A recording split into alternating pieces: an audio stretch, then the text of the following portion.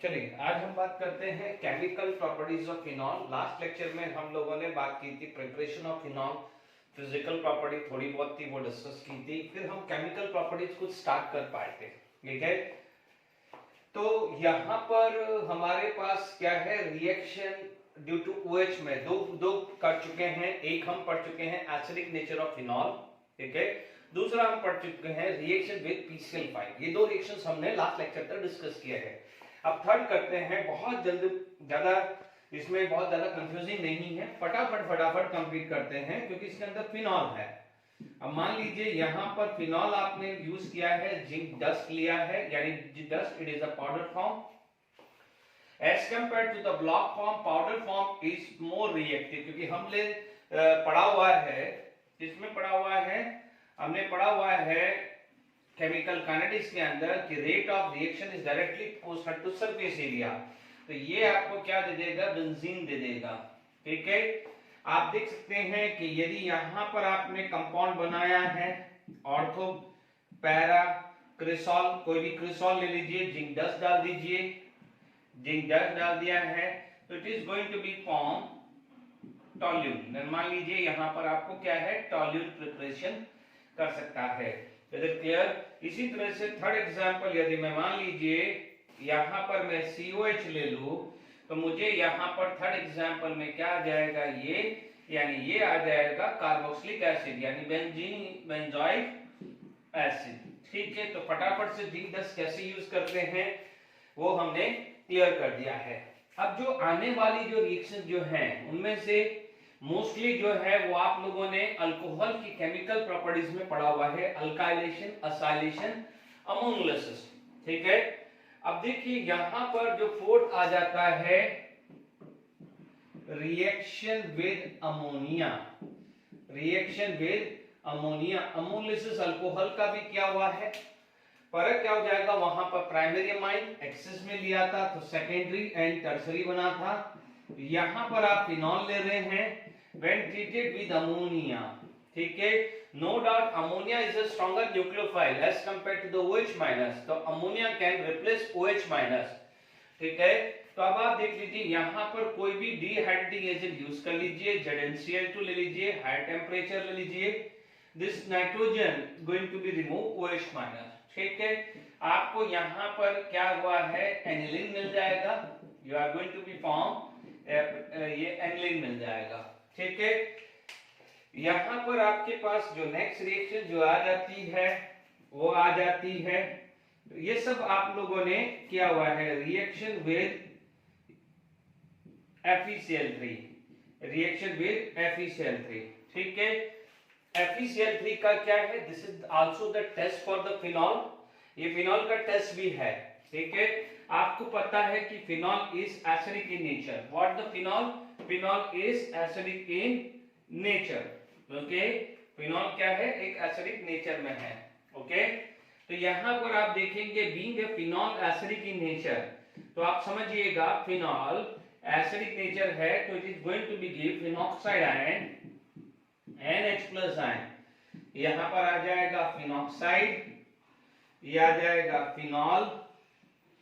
ठीक है, तो ध्यान दीजिएगा कि it is acidic in nature. अब आप देखिए कि यहां पर रिएक्शन हम लोगों ने फिनॉल के साथ की रिएक्शंस की है।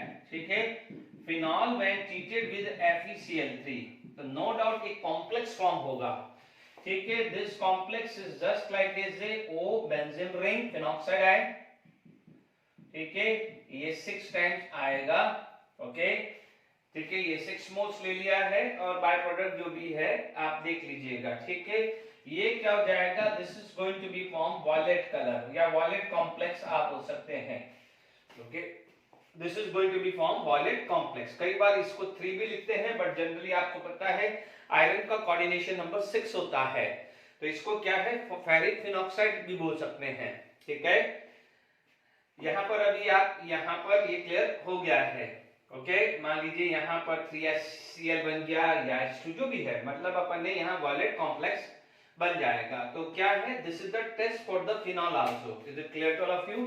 तो हमारे पास क्या है, टेस्ट ऑफ फिनॉल आ गया है। अब आप देखिए इसके बाद जो रिएक्शंस है वो असाइलेशंस और बेंजोइलेशंस है। ठीक है, यानी आप देखेंगे कि यहां पर आप असाइलेशंस करेंगे। देखिए ये फिफ्थ है असाइलेशन, ठीक है, असाइलेशन। यदि मैं असाइलेशंस करता हूं तो एसिटाइल ग्रुप लगना चाहिए। तो here it is phenol, phenol is acidic in nature. Phenol क्या है? एसिडिक इन नेचर है। मान लीजिए यहां पर CH3COCl जिसको आप बोलते हो एसिटाइल क्लोराइड, ठीक है, आईयूपीएसी नेम आता ही है, कर सकते हैं। IUPAC name is ethanol chloride, ठीक है। अब आप देखिए ये minus plus, this is going to be attack and Cl minus को बाहर करेगा। यहां पर आपके पास क्या बन जाएगा? This is going to be form OCOCH3, this is going to be form OCOCH3 बन जाएगा, ठीक है। अब यहां पर एक और ले सकते हैं acidic anhydride. What you are going to be take? Acidic anhydride. इसमें एसिडिक एनहाइड्राइड भी ले सकते हैं। जब यदि आप ये लेते हैं तो बाय प्रोडक्ट जो आएगा HCl आएगा, और यदि एसिडिक एनहाइड्राइड लेते हैं तो बाय प्रोडक्ट क्या आ जाएगा? CH3COH, ठीक है। इसको क्या बोलते हैं? ठीक है, ये फिनाइल एसिटेट। बच्चों ध्यान रखिएगा, मैं मोस्टली कॉमन नेम यूज कर रहा हूं, but you can take IUPAC name also. Phenyl acetate is a common name, otherwise इसका आईयूपीएसी नेम हो जाएगा फिनाइल इथेनॉइड, ठीक है।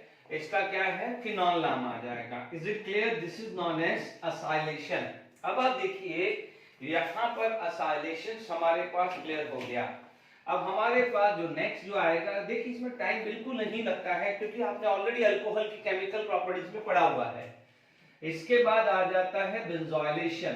क्या बोलते हैं? बेंजोइलेशन। बेंजोइलेशन, बेंजोइलेशंस में आ जाता है, इसको होते हैं स्कॉटन ब्यूमेन रिएक्शन, ठीक है, स्कॉटन ब्यूमेन रिएक्शन, ठीक है। स्कॉटन ब्यूमेन रिएक्शंस आ जाता है बेंजोइलेशन। यानी यहां पर आपके पास क्या आएगा? ये only difference is this is, यहां पर देखिए आपके पास जो CH3 है,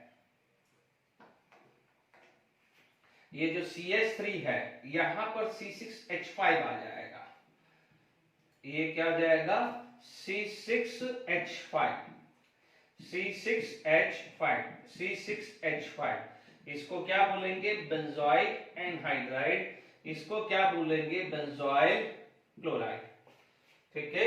बेंजोइलेशन है ना, यहां पर एल नहीं आएगा, बेंजोइल क्लोराइड आ जाएगा। इसको क्या बोलेंगे? बेंजोइलेशन, ठीक है।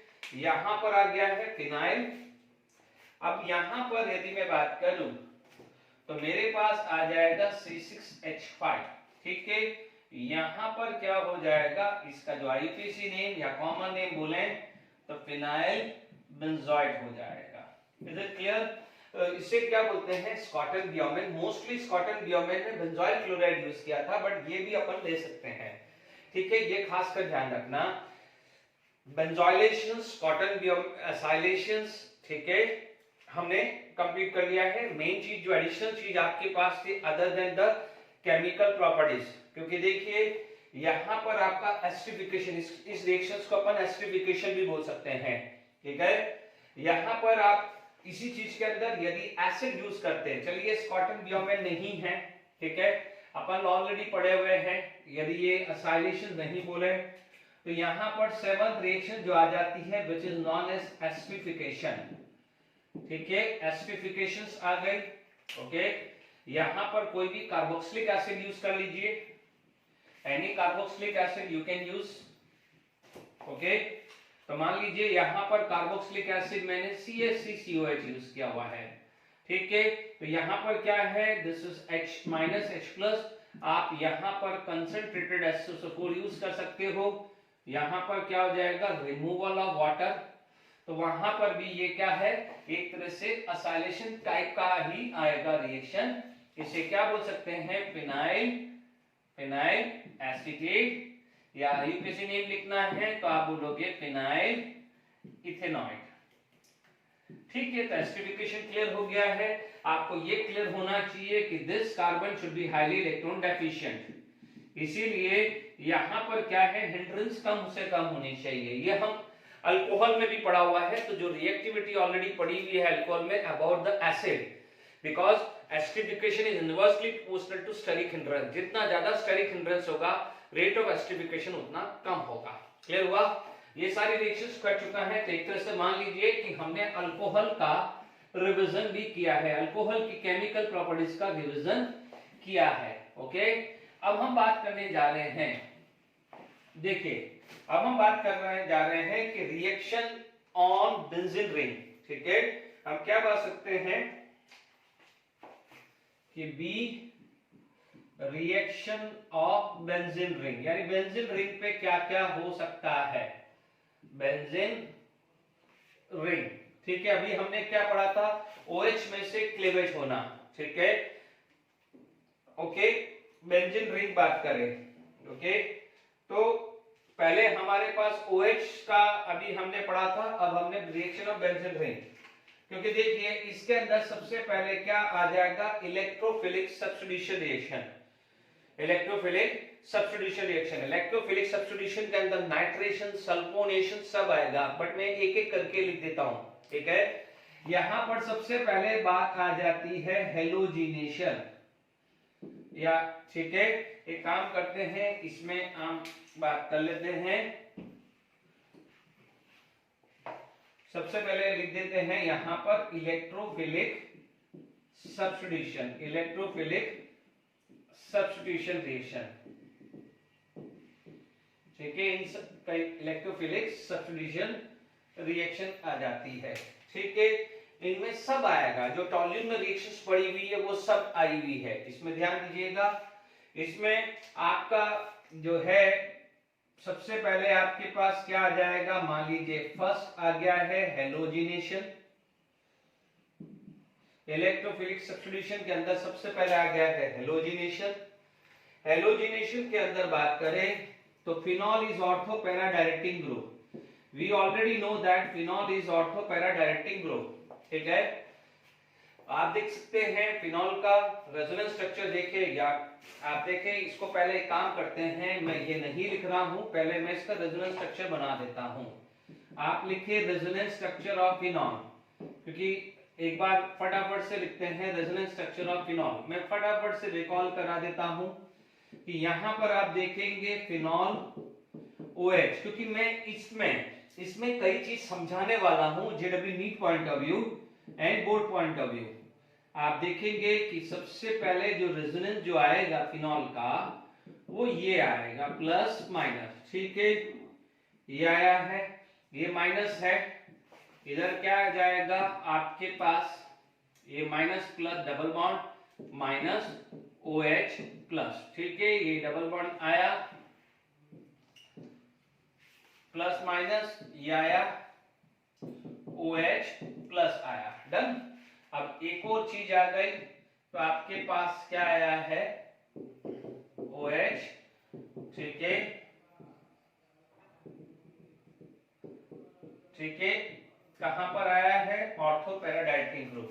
तो आप क्या बोलोगे, phenol is ortho and para directing group. ठीक है, ये चीज को हमारे पास क्लियर हो गया, क्योंकि ये जानना जरूरी है जब आप इलेक्ट्रोफिलिक सब्स्टिट्यूशन रिएक्शन से पहले जाएं, क्योंकि आगे जब आप JW NEET point of view sulphonation जाएंगे, तो सल्फोनेशन के अंदर क्या हो जाएगा, chemical kinetically stable and thermodynamically stable आएगा। तो ये जानना जरूरी है कि इलेक्ट्रॉन डेंसिटी ऑर्थो पे एंड पैरा पे, यानी जैसे लोन पेयर फेंकते हैं तो ऑर्थो पे इलेक्ट्रॉन डेंसिटी सबसे जल्दी आती है, ये पॉइंट मेरा ध्यान रखना है। ठीक है, यानी रिएक्शन यदि नाइट्रेशन हुआ या सल्फोनेशन हुआ, ठीक है, यदि रिएक्शंस वेरी फास्ट होती है तो ऑर्थो जल्दी बनता है, यानी उस समय यदि आप टेम्परेचर लोअर रखते हो तो ऑर्थो मेजर रहेगा, और टेम्परेचर हायर रखते हैं तो पैरा मेजर रहेगा, ये भी ध्यान रखिएगा। अब देखिए यहां पर रेजोनेंस स्ट्रक्चर ऑफ फिनॉल से ये चीज क्लियर हो गया है कि phenol is ortho and para directing group. अब इसमें वन बाय वन काम करते हैं। इसमें हम सबसे पहले बात करते हैं हेलोजिनेशन की। यदि मैं हेलोजिनेशन की बात करूं, ठीक है, यदि मैं हेलोजिनेशन की बात करूं तो देखिए फिनॉल है, फिनॉल के अंदर यदि मैं हेलोजिनेशन करता हूं तो प्लीज ध्यान दीजिएगा, यदि मैंने यहां पर ब्रोमीन वाटर लिया, ध्यान दीजिएगा दिस इज ब्रोमीन वाटर, तो ब्रोमीन वाटर के अंदर क्या है, पोलैरिटी ज्यादा है, तो क्या होगा, पोलैरिटी ज्यादा कैसे होगी, बिकॉज Br है, ब्रोमीन ये है, वाटर क्या करता है, it will induce the polarity here, that's why क्या है, ब्रोमीन वाटर में रिएक्टिविटी बढ़ जाती है, यहां पर डायपोल इंड्यूस डायपोल टाइप आता है, ठीक है। अब आप देखिए OH ग्रुप, अभी अपन ने रेजोनेंस पढ़ा है, तो OH group is a highly activated group, तो being a highly activated group benzene ring के अंदर इलेक्ट्रॉन डेंसिटी वेरी हाई हुई है, ये आपने अभी थोड़ी देर पहले रेजोनेंस स्ट्रक्चर ऑफ फिनॉल से समझ लिया है, ठीक है। तो in that case electrophilic substitution reaction is very fast, तो यहां पर जो प्रोडक्ट बनता है तो ये आपके पास OH, ये Br, ये Br, ये Br, ये नंबर ऑफ टाइम, ये reaction number of time different different form में पूछी गई है, ये मोल कंसेप्ट का भी यूज कर सकता है, because 1 mole of phenol required 3 moles of bromine water, तो ये मोल कंसेप्ट वाला क्वेश्चंस भी इसके अंदर बना हुआ है, ध्यान दीजिएगा, ये 2,4,6 ट्राई नाइट्रो फिनॉल बना है, and here it is phenol, ठीक है। अब मान लीजिए यहां पर आपने लिया है ब्रोमीन, ठीक है, ये रिएक्शन समझ में आ गई है, ये मान लीजिए ये रिएक्शंस है जहां पर ब्रोमीन वाटर ले रहे हैं, अब आप देखो इसी के अंदर मैंने B ले लिया है, अब मैंने ब्रोमीन लिया है, ठीक है, I am going to take a bromine, ठीक है, ब्रोमीन ले लिया है, बट यहां पर मैंने non polar solvent like CH2 ले लिया है और लोअर टेम्परेचर मैंने ले लिया है, ठीक है, लोअर टेम्परेचर लिया है, तो आपको जो प्रोडक्ट जो मिलेगा वो अभी अपन ने क्या बोला है, ऑर्थोपेरा है, ठीक है, या टेम्परेचर कुछ ले लीजिए, रूम टेम्परेचर ले लीजिए, ठीक है, तो CH2 मेन चीज आपको CH2 देखना है, टेम्परेचर नहीं भी याद रहेगा तो चलेगा, आप यहाँ डेल्टा लिख दीजिए, जरूरी नहीं, जहां टेम्परेचर रिक्वायरमेंट है वो यहां रखिए, नहीं तो जरूरी नहीं है, यहां पर CH2 आप डालेंगे तो आपको दो टाइप के प्रोडक्ट मिलेंगे, ठीक है, OH एंड Br, तो ये आएगा पैरा ब्रोमो फिनॉल, क्योंकि अभी अपन ने पढ़ा है this is ortho para directive group and this is it will give ortho bromo phenol, but यदि पूछा जाए तो ये क्या हो जाएगा, मेजर होता है, देख लीजिए ये lone pair static repulsion and thermodynamically stable, और ये होता है माइनर, और कई जगह तो इसको नेग्लिजिबल क्वांटिटी भी बोला जाता है। आई होप हेलोजिनेशन में कहीं प्रॉब्लम नहीं आई होगी। अब आप देखिए इसके बाद यदि मैं इलेक्ट्रोफिलिक सब्स्टिट्यूशन रिएक्शंस करता हूं, इसके बाद मैं जाता हूं नाइट्रेशन पे, ठीक है, इलेक्ट्रोफिलिक सब्स्टिट्यूशंस का सेकंड पार्ट जा रहा हूं नाइट्रेशन। ध्यान दीजिएगा, phenol can give Friedel Crafts alkylation and acylation, ध्यान दीजिएगा, ओके। तो पहले अपन बात करें यहां पर सेकेंड चीज जो आ जाता है which is known as nitration, ठीक है, नाइट्रेशन, तो नाइट्रेशन के अंदर क्या होगा, फिनॉल, ठीक है, आपने फिनॉल लिया है, आपने कंसंट्रेटेड HNO3 लिया है and it is concentrated H2 SO4 लिया है, ओके। अब यहां पर क्या होगा, आपको मिलेगा ortho and para directive group, यानी ortho nitrophenol plus para nitrophenol, para nitrophenol, ये पैरा नाइट्रोफिनॉल, ओके, यहां पर आ जाएगा ऑर्थो नाइट्रोफिनॉल मिलेगा, para nitrophenol and ortho nitrophenol, ठीक है। यहां पर क्या हो जाएगा, इसके अंदर इंट्रामोलिकुलर हाइड्रोजन बॉन्डिंग, ठीक है, अभी मैं लिखा दूंगा बीइंग इंट्रामोलिकुलर हाइड्रोजन बॉन्डिंग, इसका सरफेस एरिया ज्यादा है, that's why rate of evaporation is very high, तो इसका क्या हो जाएगा, vapour pressure is very high, यहां पर वेपर प्रेशर लोअर है बिकॉज इसके अंदर इंटरमोलिकुलर हाइड्रोजन बॉन्डिंग है, वेपर प्रेशर वेरी हाई है तो बॉइलिंग पॉइंट इसका लो होगा, इसका बॉइलिंग पॉइंट क्या होगा, हाई होगा, ठीक है। आप समझ सकते हैं कि इसके अंदर क्या हुआ है, ओ नाइट्रोफिनॉल के अंदर this is intramolecular hydrogen bonding, intramolecular hydrogen bonding. ठीक है, किसमें हुआ है इंट्रामोलिकुलर हाइड्रोजन बॉन्डिंग? ओ नाइट्रोफिनॉल में। जबकि पैरा नाइट्रोफिनॉल में इंटर होता है, पैरा नाइट्रोफिनॉल में क्या होता है? इंटरमोलिकुलर। ठीक है,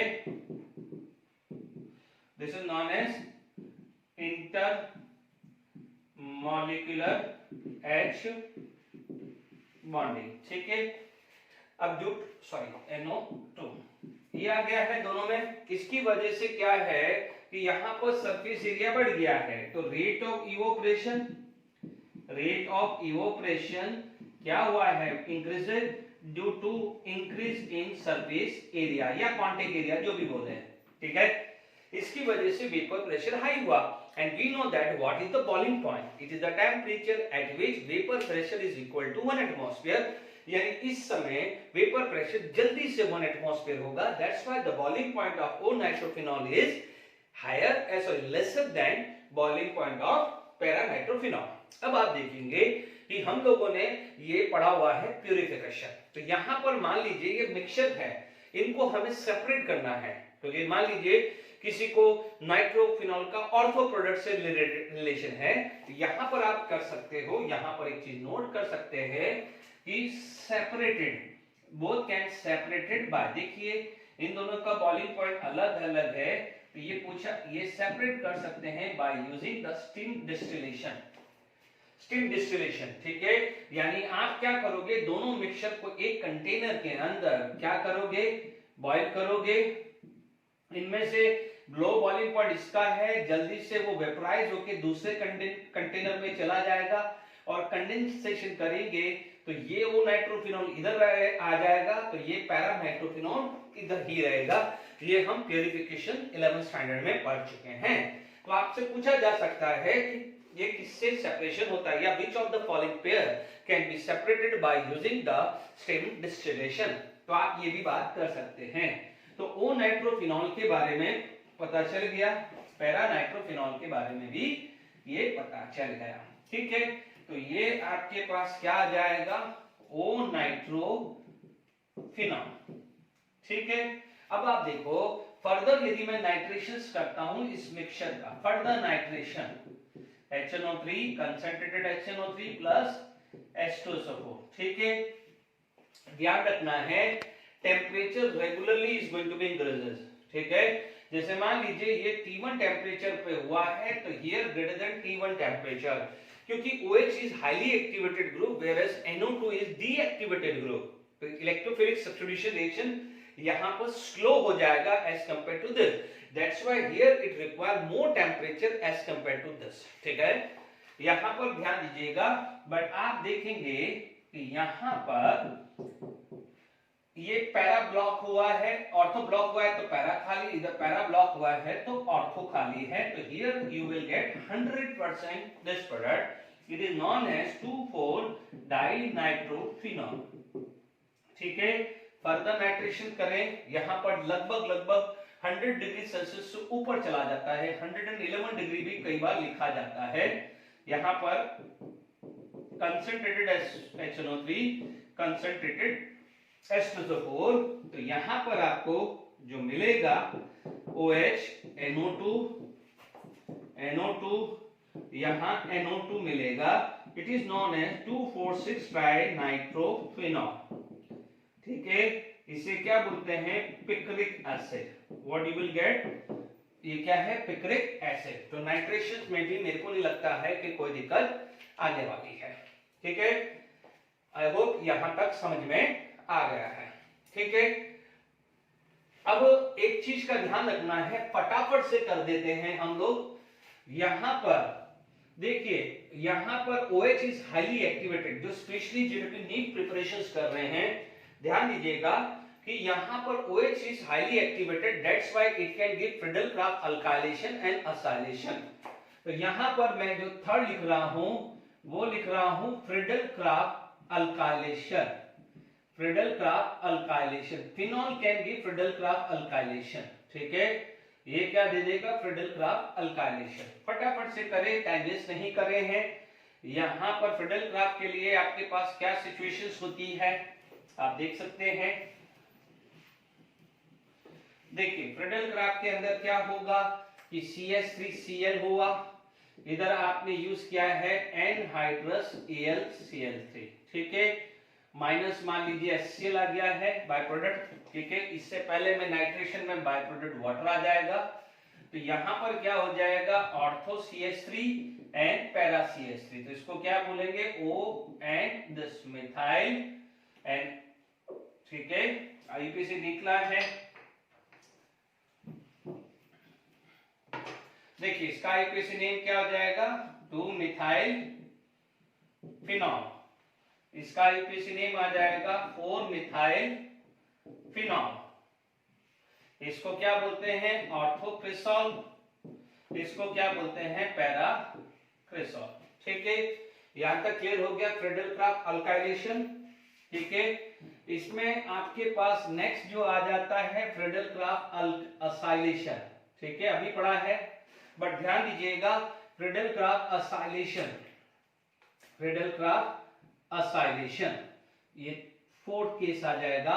हालांकि इसके अंदर आप देखेंगे तो यहां पर आप यूज कर सकते हैं असाइलेशन के लिए या तो CH3COCl या CH3CO ट्वाइस, इसको क्या बोलते हैं, एसिडिक एनहाइड्राइड, अभी पढ़ा था थोड़ी देर पहले। इसमें क्या पढ़ते हैं, ये एसिटाइल क्लोराइड। ध्यान दीजिएगा दोनों में फर्क क्या है, इन दोनों में क्या फर्क है, यहां पर आपका एनहाइड्रस AlCl3 यूज किया हुआ है और इससे पहले एनहाइड्रस AlCl3 की जगह या तो पेरिडीन यूज कर सकते हो, क्या यूज कर सकते हो, पेरिडीन यूज करोगे, पेरिडीन यूज करोगे तो यहां से H+ चला जाएगा, तो वहां पर एक काम करिएगा, जहां पर अल्काइलेशन असाइलेशन लिखा है वहां पेरिडीन डाल दीजिए या कोई भी बेस डाल दीजिए, वो क्या करेगा, H+ को हटाएगा तो फिनॉक्साइड बनेगा, तो वहां पर phenoxide can act as a nucleophile, इसलिए Cl- को वो करके एस्टर बनाता, ठीक है। बट यहां पर आपने एनहाइड्रस AlCl3 यूज कर दिया है, तो यहां पर जब AlCl3 यूज किया है तो आपको जो प्रोडक्ट मिलेगा वो मिलेगा OCOCH3 और OCOCH3, not OCOCH3, it is COCH3, it is actually COCH3, COCH3, इसको बोलते हैं एसिटोफिनॉल, तो ये आ जाएगा O hydroxy acetophenol and this is para hydroxy acetophenol, ठीक है, ये क्लियर हुआ। अब एक चीज का ध्यान रखना है, अभी थोड़ी देर पहले आपने क्या पढ़ा था, ध्यान से समझ लीजिए, बिल्कुल क्लियर हो गया, ये पढ़ा हुआ है, टॉल्यून में पढ़ा हुआ है, इसकी मैंने फटाफट कर दिया, और एक्चुअली क्या था कि इसको नहीं भी एक्सप्लेन करता तो भी काम हो जाता, बट ठीक है, ये मैं नहीं भी एक्सप्लेन करता तो भी चल जाता, बट ठीक है, जब हम कर रहे हैं तो 10-15 मिनट में एक बार रिवीजन करने में कोई प्रॉब्लम नहीं है। अब यहां पर आप देखना फ्राइज रीअरेंजमेंट में इस टॉपिक में डाल रहा हूं, ठीक है, फ्राइज रीअरेंजमेंट रिएक्शन, ठीक है, फ्राइज रीअरेंजमेंट रिएक्शन, क्योंकि देखिए ये पूछी जा सकती है फ्राइज रीअरेंजमेंट में। अभी थोड़ी देर पहले इससे पहले अपन को ये प्रोडक्ट मिला था, जैसे आपको मिला था फिनाइल एसीटेट, है ना, फिनाइल एसीटेट मिला था ना इसकी जगह, तो ध्यान दीजिएगा आपने इसके अंदर एनहाइड्रस AlCl3 डाला तो चीजों को समझिएगा, OCOCH3, तो प्राइस एनहाइड्रस AlCl3 क्या करेगा, मैं बिल्कुल सिंपल तरीके से बता रहा हूं, ये इलेक्ट्रोफाइल बना देगा, क्या बना देगा, इलेक्ट्रोफाइल बनाएगा, तो क्या करेगा, ये यहां पर अटैक कर देगा, इसका मतलब आपके पास प्रोडक्ट कुछ इस टाइप का आएगा HCOCH3, क्यों, क्योंकि AlCl3 विल फॉर्म इलेक्ट्रोफाइल, अब जब इलेक्ट्रोफाइल बना है तो ऑर्थो पैरा डायरेक्टिंग ग्रुप तो आएगा, ठीक है। तो इन दोनों में फर्क क्या है, what is the difference in Friedel-Crafts acylation, in Friedel-Crafts acylation phenol plus CH3COCl anhydrous AlCl3 दिया है, जबकि फ्राइज रीअरेंजमेंट में एस्टरिफिकेशन असाइलेशन करने के बाद एनहाइड्रस AlCl3 दिया है, इतना फर्क है, बाकी दोनों एक जैसे ही है, कोई फर्क नहीं है। इसके अंदर यदि आप देखेंगे तो आपके पास क्या है, ये प्रोडक्ट बनेगा। ये मैकेनिज्म भी समझा दिया है मैंने, अदरवाइज आप देखेंगे सिंपल है। ये वाला पार्ट इलेक्ट्रोफाइल बना है तो this is going to be attacked at ortho and para position. बिल्कुल क्लियर हो गया है, प्राइस रीअरेंजमेंट भी हमने समझ लिया है। अब आप देखिएगा इसके अंदर यदि हम नेक्स्ट जो चीज समझते हैं, ये JW NEET point of view बहुत इंपॉर्टेंट टॉपिक है, ठीक है। देखिए यहां पर मान लीजिए ये 6 आया है, इसे आप बोलते हैं सल्फोनेशन, ठीक है। फ्रेडल क्राफ्ट रिएक्शंस के अंदर ही इलेक्ट्रोफिलिक सब्स्टिट्यूशन के अंदर ही मैंने 7 तरीके से 5-6 तरह की रिएक्शंस ले ली है, ठीक है। हो सकता है एनसीईआरटी बुक में 2 या 3 टाइप के हो, बट मैंने सब कुछ कंप्लीट कर लिया है क्योंकि JW NEET point of view काफी इंपॉर्टेंट है। मान लीजिए आपने यहां पर ओलियम लिया है या H2SO4 लिया है, कोई भी ले लीजिए, ठीक है। यहाँ 25 डिग्री सेल्सियस लिया है, यहाँ H2SO4 100 डिग्री सेल्सियस। अभी थोड़ी देर पहले समझाया था this is chemical kinetically stable. तो केमिकल काइनेटिकली स्टेबल होगा तो सल्फोनेशन कहां होगा, ऑर्थो पे। तो O hydroxy benzene sulphonic acid, ठीक है। यहां पर क्या होगा, OH आया, SO3H आया, तो यहां पर क्या आ जाएगा, para hydroxy benzene sulphonic acid. ये दोनों डिफरेंस आया, बट आप ये चीज का नोट करके लिखिएगा, यहां पर नोट करके लिखिएगा, वेरी वेरी इंपॉर्टेंट, ठीक है। अब आप देखो यदि यहाँ NH2 एनिलीन हो ना, तो एनिलीन में भी ये चीज हो जाती है, पर एक खास कर ध्यान रखिएगा कि सपोज यहां पर आपने ये JW NEET point of view ipso effect बोलते हैं, इसको क्या बोलते हैं, इप्सो इफेक्ट, ठीक है। ज्यादा सोचना नहीं है, सिंपल तरीके से समझा रहा हूं, है ना। SO3H और यदि इनमें से दोनों में से कोई डाले आगे, इनको नाइट्रेशंस करते हैं, ये सिर्फ नाइट्रेशंस में आप गारे नहीं गए, इसमें कोई भी इलेक्ट्रोफाइल होना चाहिए, यानी इलेक्ट्रोफिलिक सब्स्टिट्यूशन की बात कर रहा हूं, ठीक है। और H2SO4, ठीक है। यहां पर आप देखेंगे इट इज फॉर फिनॉल या एनिलीन के लिए होना चाहिए, पहली बात, यानी फिनॉल यानी OH, एनिलीन का मतलब NH2NH2, और जो सब्स्टिट्यूट होना चाहिए ऑर्थो पैरा पे, सब्स्टिट्यूट ऑर्थो पैरा पे कौन होना चाहिए, या तो SO3H और COH ग्रुप होना चाहिए, दोनों में से एक, इसके अलावा कहीं नहीं इप्सो इफेक्ट लगेगा, ठीक है। तो यहां पर आपके पास क्या होगा, अभी थोड़ी देर पहले पढ़ा था, पिक्रिक एसिड आएगा, it is going to be form picric acid. इसका मतलब ध्यान रखिए, यहां तो मैंने नाइट्रेशन लिया है, इसमें कोई भी इलेक्ट्रोफिलिक सब्स्टिट्यूशन रिएक्शन है, यानी any electrophile can replace SO3H और COH फ्रॉम फिनॉल और एनिलीन, ठीक है। तो यहां पर आपको क्या मिल गया है, दिस इज पिक्रिक एसिड। ये JW NEET point of view काफी इंपॉर्टेंट इप्सो इफेक्ट है। Is it clear to all of you, ठीक है। तो आई होप यहां पर इलेक्ट्रोफिलिक सब्स्टिट्यूशन रिएक्शंस आ गई है, ठीक है। ध्यान रखना है कि ऑर्थो और पैरा पे, ठीक है, ऑर्थो और पैरा पे खासकर ध्यान रखना है, SO3H एंड COH ग्रुप होना चाहिए, ओके। अब आप देखिए यहां पर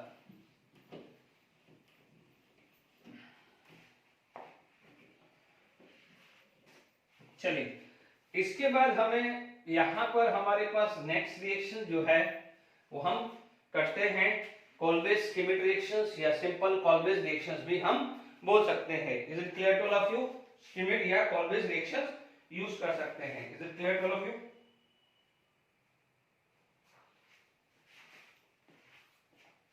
ठीक है। आप कॉल्वेज स्कीमेट या कॉल्वेज रिएक्शंस भी बात कर सकते हैं। कॉल्वेज, देखो इसकी जगह कॉल्वेज स्कीमेट रिएक्शन भी वर्ड यूज कर सकता है ना।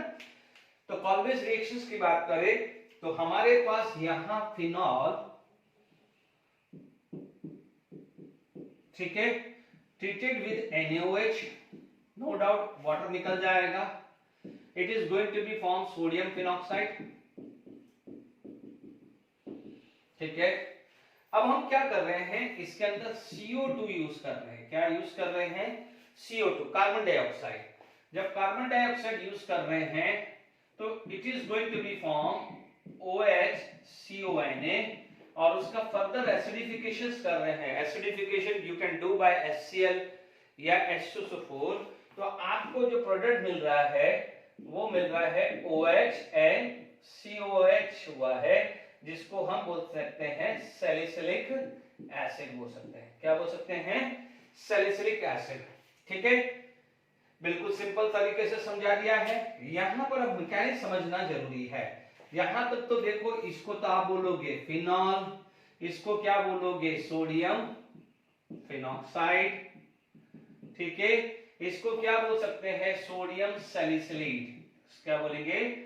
Sodium salicylate. Is it clear for of you?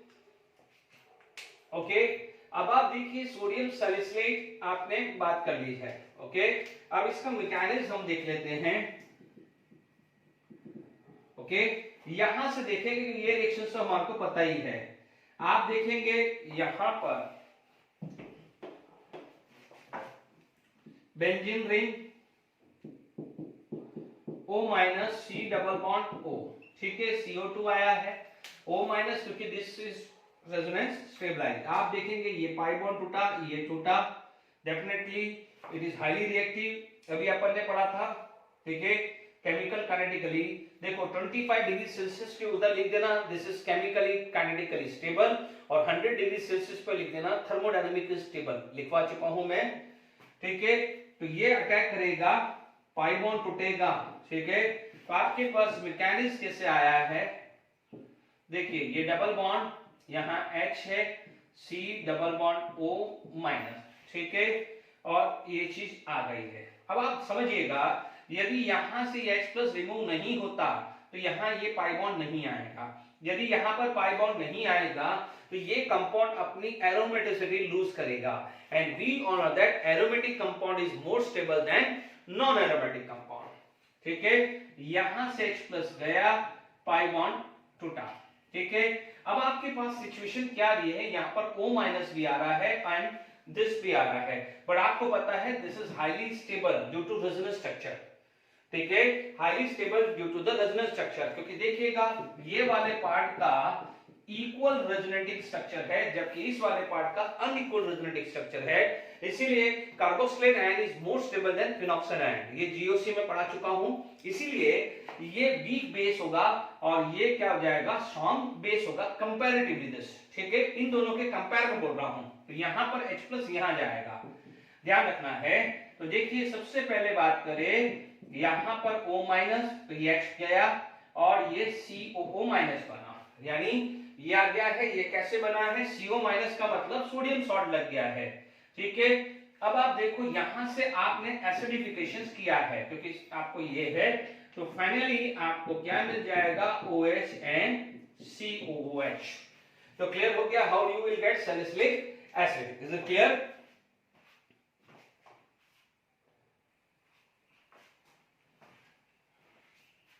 ठीक है, तो यहां पे क्लियर हो गया है। जनरली यदि टेम्परेचर की जरूरत नहीं है, बट यदि कहीं पूछे तो लगभग 140 डिग्री सेल्सियस के अराउंड होता है। ठीक है, जरूरत नहीं है, आपको नहीं भी याद रहेगा तो चलेगा। ध्यान दीजिएगा, ये कॉल्बेज है, इसको क्या बोल सकते हैं? कॉल्बेज स्किमिड रिएक्शन भी बोल सकते हैं। मैंने अभी बताया था स्किमिड रिएक्शंस भी इसका नाम आ सकता है। ठीक है ना, बट आप कॉल्बेज से ध्यान रखिए, ये ऑर्थोसैलिसिलिक एसिड या IUPAC नेम लिखना है तो 1,2 we can write 2-hydroxy benzoic acid, 2-hydroxy benzoic acid। कई बार IUPAC नेम भी पूछा जा सकता है। अब आप देखिए ये सैलिसिलिक एसिड हमने प्रोड्यूस कर लिया है। अब देखेंगे यहां पर जो सैलिसिलिक एसिड के बहुत सारे काम आते हैं।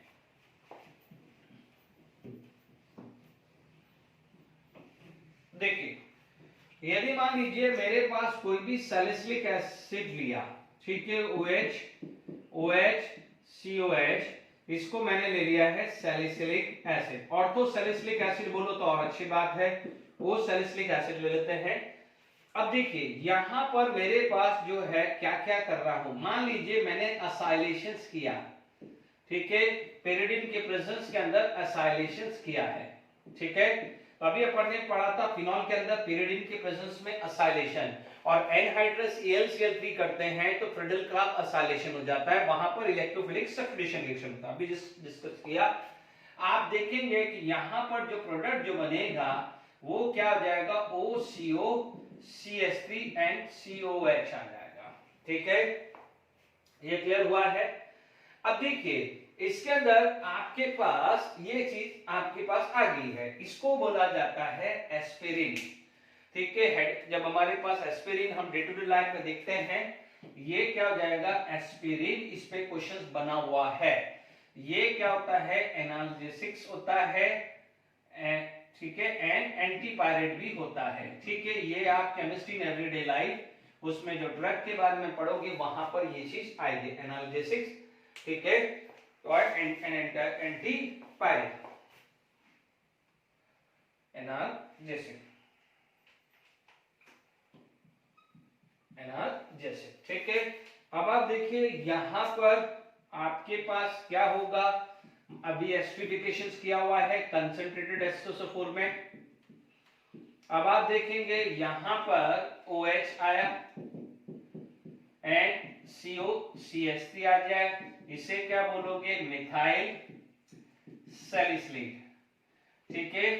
अब इसकी जो स्मेल है ऑयल ऑफ विंटर ग्रीन की तरह है, smell like oil of winter green, नहीं भी याद है तो चलेगा, बट ध्यान दीजिएगा GDP NEET point of view काफी इंपॉर्टेंट है, कभी पूछे जाए तो। ये पूछा, कई बार पूछा गया है, ठीक है। इधर देखें, यदि यही चीज मैं फिनॉल डालता हूं, फिनॉल का भी अभी अपन ने एस्टिफिकेशन पढ़ा हुआ है, कंसंट्रेटेड H2SO4। आप देखेंगे यहां पर ये फिनॉल आया, फिनॉल एंड COCO C6H5 आ गया, ठीक है। इसे आप बोलोगे फिनाइल सैलिसिलेट, फिनाइल सैलिसिलेट, उसे बोलेंगे सेलोल, क्या बोलोगे, सेलोल बोलेंगे।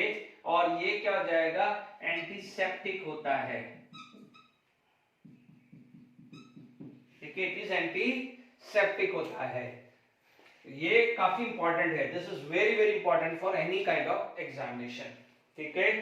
अब हमारे पास जो नेक्स्ट जो चीज आ जाती है, Reimer Tiemann reaction, Reimer Tiemann, Kolbe Schmitt and Reimer Tiemann reaction is very very important.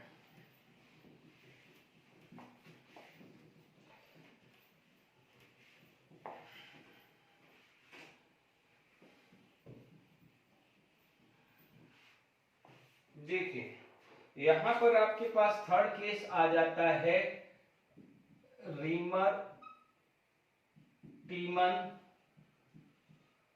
Reaction, रिमर-टीमन reaction क्या जाता है, रिमर-टीमन रिएक्शन, ओके।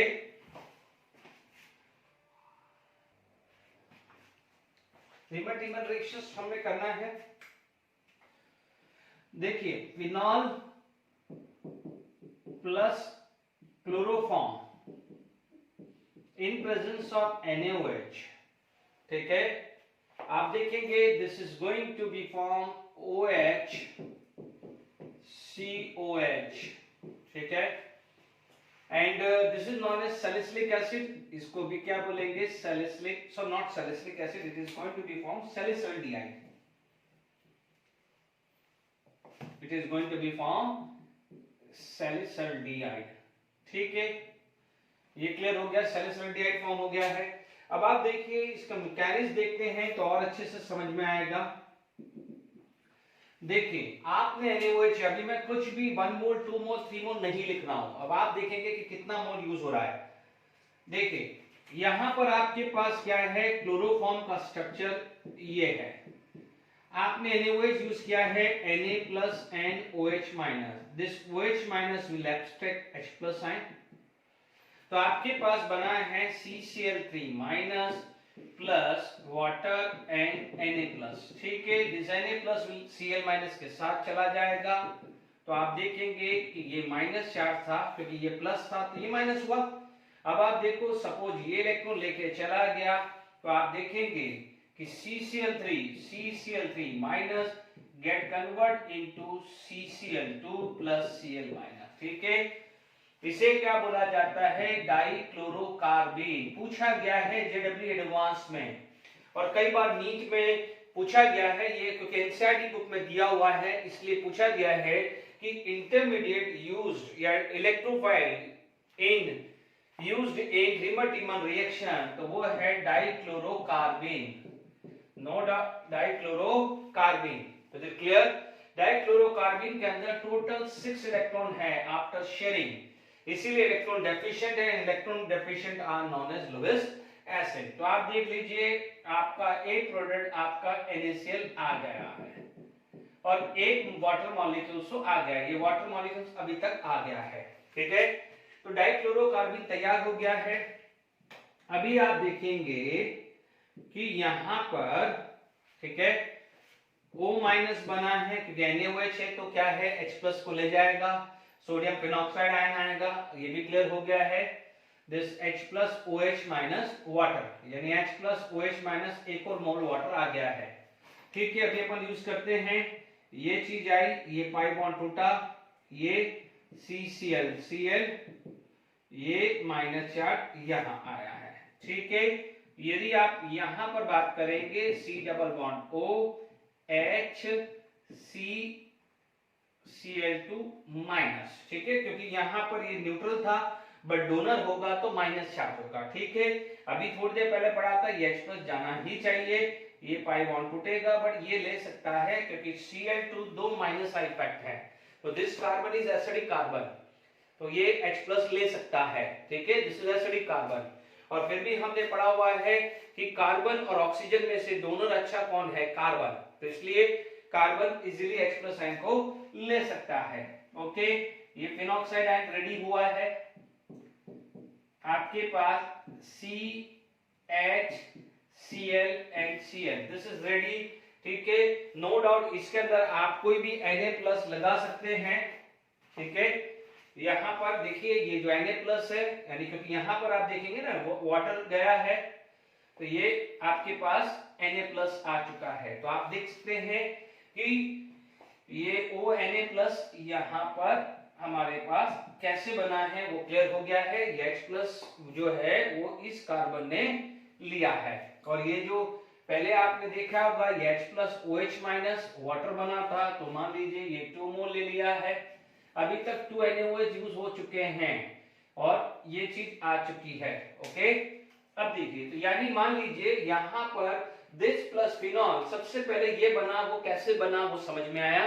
ठीक है, अब आप देखेंगे कि इसके अंदर हमारे पास जो रिएक्शन जो आई है, इस रिएक्शंस को आप कैरी फॉरवर्ड करें तो देखिए यहां पर अब हम हाइड्रोलिसिस करने जा रहे हैं इन बेसिक मीडियम।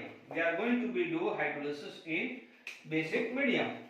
यहां पर आपके पास आया है O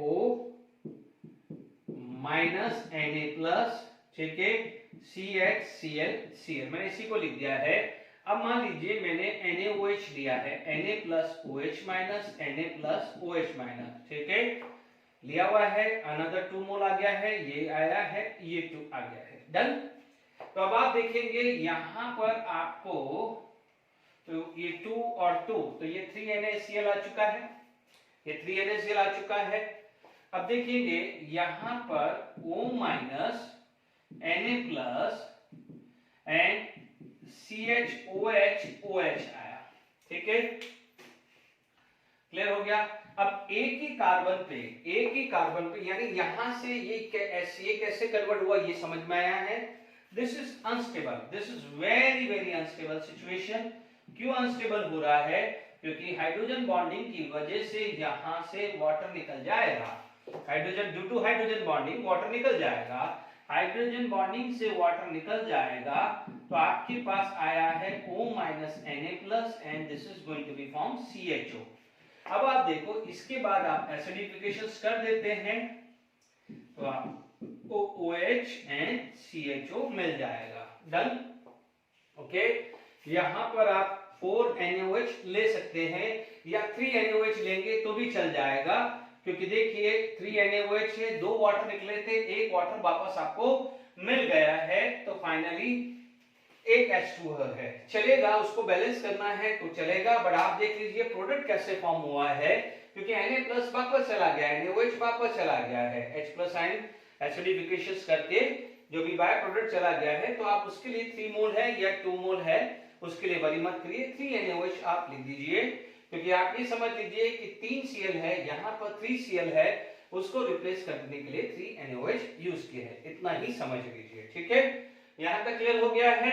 अब आप देखिए, अब मैं टाइम वेस्ट किए बिना मैं यहाँ पर क्लोरोफॉर्म डाल रहा हूँ।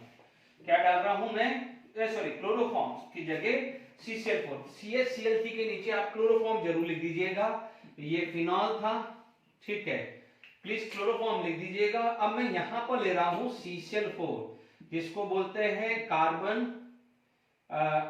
टेट्राक्लोराइड। कार्बन टेट्राक्लोराइड आप ले रहे हैं NaOH के साथ, यहाँ 4 NaOH आपने लिया है, नो डाउट ये दे देगा 4 NaCl, ठीक है, बाय प्रोडक्ट जो भी है ले लीजिए। बट यहाँ पर जो आपको प्रोडक्ट मिलने वाला है दिस इज COH, तो समझ लीजिए यहाँ पर जो इंटरमीडिएट, मैं ज्यादा इसमें टाइम वेस्ट नहीं कर रहा हूँ, ऑलरेडी बता चुका हूँ, जो इंटरमीडिएट यहाँ मिला था इससे पहले, तो यहाँ पर उसकी जगह देखिए यहाँ पर क्या था, CHCl3 था। अब आप देखो ये हाइड्रोजन है, हटा दीजिए, यहाँ पर ऐसा समझ लीजिए कि यहाँ पर आपको इंटरमीडिएट ये मिलने वाला है, ठीक है, इनमें इंटरमीडिएट ये आएगा O- Na+, ठीक है, नी भी लिखे Na+ तो चलेगा, दिस इज इंटरमीडिएट। अब आप देखो यहाँ पर हाइड्रोलिसिस होगा NaOH, NaOH, NaOH, तो आपको क्या मिलने वाला है O-, ओके, यहाँ पर COH, OH एंड OH हुआ, हाइड्रोजन बॉन्डिंग की वजह से क्या है, वाटर निकल जाएगा, तो आपको क्या मिलेगा O- and COH group, this is known as salicylic acid, इसे क्या बोलते हैं, सैलिसिलिक एसिड बोलते हैं, ठीक है। तो ये भी ध्यान रखिएगा, क्लोरोफॉर्म यूज करते हैं रिमर-टिमर में, तो आपको क्या मिलता है, रिमर-टिमर में आपको क्या मिलता है, आपको सैलिसिलडिहाइड, और यदि CCl4 यूज करते हैं तो सैलिसिलिक एसिड मिलता है, ठीक है। तो यहां तक अपन को समझ में आ गया है, ओके। अब यहां पर नेक्स्ट रिएक्शन जो आप कर रहे हैं, अब आप उसको बात कर सकते हैं ऑक्सीडेशन रिएक्शन। नेक्स्ट रिएक्शन जो आएगी which is known as oxidation reaction, oxidation of phenol, ठीक है। यदि आप यहां पर बात करें, इसमें पहला, अभी मैंने जब स्टार्टिंग किया था तो भी मैंने समझाया था, फिनॉल, यहां पर आप एयर डाल रहे हो, ठीक है, या CrO3 डाल रहे हैं, तो this is going to be form like this, जिसको अपन क्या बोलते हैं, this is going to be form benzoquinone, क्या बोलते हैं इसको, बेंजोक्विनोन बोलते हैं, है ना, बेंजोक्विनोन मिलते हैं। बट जब एयर के प्रेजेंस में होता है दिस फर्दर कन्वर्ट इनटू, यानी आप देखेंगे 2 moles of phenol when treated with this is going to be produce, क्योंकि यहां पर क्या हुआ है, OH है, O डबल बॉन्ड, ये this is JW lead point of view है, क्योंकि ये HO बेंजीन रिंग, ठीक है, इसे क्या बोलते हैं, फिनोबेंजोक्विनोन, क्योंकि फिनोबेंजोक्विनोन भी बोलते हैं, कहीं पढ़ रहे हो तो ये ध्यान रखना, फिनोबेंजोक्विनोन, ठीक है, क्योंकि फिनॉल उसके साथ हाइड्रोजन बॉन्डिंग में है। अब मान लीजिए यहां पर ये B आ गया, B आपने यूज किया, ये कोई जरूरत नहीं है, यहां पर आपने यूज कर दिया है Na2Cr2O7 एसिडिफाइड, जिसको आप क्रोमिक एसिड भी बोलते हैं, या CrO2Cl2, तो बेंजोक्विनोन मिलेगा, दिस इज द ऑक्सीडेशन। मान लीजिए ये C है, यदि यही चीज को मैं बात करूं फिनॉल, और यहां पर ले लूं K2H2O8, क्या ले लूं मैं, K2H2O8 ले लूं, ठीक है, तो यहां पर K2H2O8 ले लूं, ठीक है, तो मेरे को जो प्रोडक्ट मिलेगा, ठीक है, वो इस टाइप से मिलेगा OH OH, इसको क्या बोलेंगे बेंजोक्विनॉल ऑल, है ना, इसको सिंपल बेंजोक्विनॉल भी बोल सकते हैं या क्विनॉल भी बोल सकते हैं। दोनों में फर्क क्या है, यहाँ H है, इसका नाम, इस रिएक्शंस का नाम जो है एल्प्स, ठीक है, टाइम होने वाला है, फटाफट से कंप्लीट कर लेते हैं। इस रिएक्शंस का नाम एल्प्स पर सल्फेट रिएक्शन या ऑक्सीडेशन भी बोल सकते हैं। ये रिएक्शन जब K2H2O8 यूज करते हैं इसको बोलते हैं एल्प्स पर सल्फेट रिएक्शन भी बोल देते हैं, ठीक है, ओके। तो यहां पर अभी अपने पास रिएक्शंस कंप्लीट कर ली है, ओके। इक्का दुक्का क्वेश्चंस करते हैं, वाइंड अप करते हैं।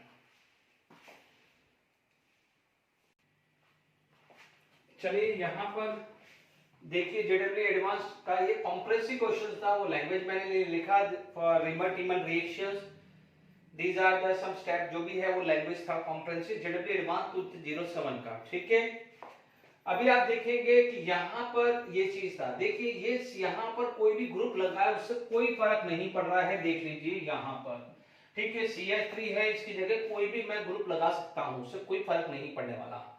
आप देखेंगे यहाँ पर ये एक इंटरमीडिएट बना है और ये CHO पूछा है एक्वस HCl, ठीक है, which of the following reagent use in the reaction, यहाँ पर जो रिएजेंट यूज किया था एक्वस NaOH प्लस क्लोरोफॉर्म, ठीक है ना, क्योंकि यहाँ CHO है, क्या बना है CHO, तो क्या बना था aqueous NaOH and chloroform, aqueous NaOH CH3Cl नहीं, एक्वस NaOH CH2Cl2 नहीं, एक्वस NaOH क्लोरोफॉर्म, यस ये राइट है। देख लीजिए कितना सिंपल एडवांस का क्वेश्चन है। एक्वस NaOH CCl4, यदि यहाँ COOH होता तो आप ये टिक कर सकते थे, ठीक है। The electrophile in this reactant, आप देखेंगे इलेक्ट्रोफाइल, अभी मैंने क्या कहा था डाइक्लोरोकार्बिन, डाइक्लोरोकार्बिन, ठीक है। यदि CCl3 फ्री रेडिकल किसमें होता, जब यहाँ पर COOH होता, ठीक है। The structure of intermediate I is, तो आप देख लीजिए हमारे पास क्या बना था, दिस इज, क्योंकि देखिए CH2 बना था और इसका हाइड्रोलिसिस किया था तो 2Cl is replaced by OH and due to the hydrogen bonding water निकला था, तो हमारे पास ये बना था, फिर उसका एसिडिफिकेशन किया था, इसका एसिडिफिकेशन किया था, तब जाके ये मिला था।